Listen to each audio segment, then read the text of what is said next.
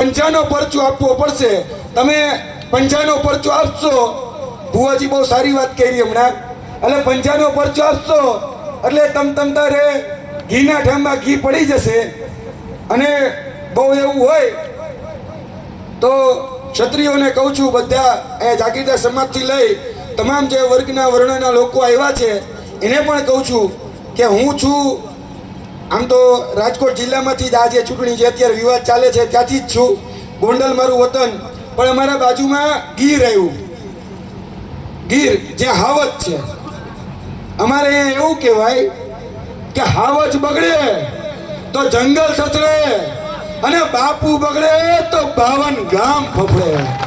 હવે બાપુ બગડ્યા તો હવે ખરેખર આ ભારતીય જનતા પાર્ટીના જે પાયા છે એ ફફડવા જોઈએ, ફફડવા.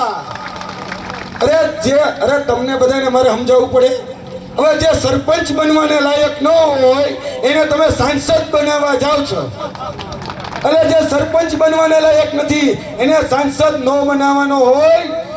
આ જેના મગજમાં આ નિમ્ન કક્ષાની જે માનસિકતા છે, નિમ્ન કક્ષાના જે વિચારો છે, અને જેના મગજમાં એક સમાજ પ્રત્યે પૂર્વાગ્રહ છે, કચરો છે, એ કચરાને પાર્લામેન્ટ સુધી પહોંચવા જ ન દેવાનો હોય, તગડી મૂકવાનો હોય એને.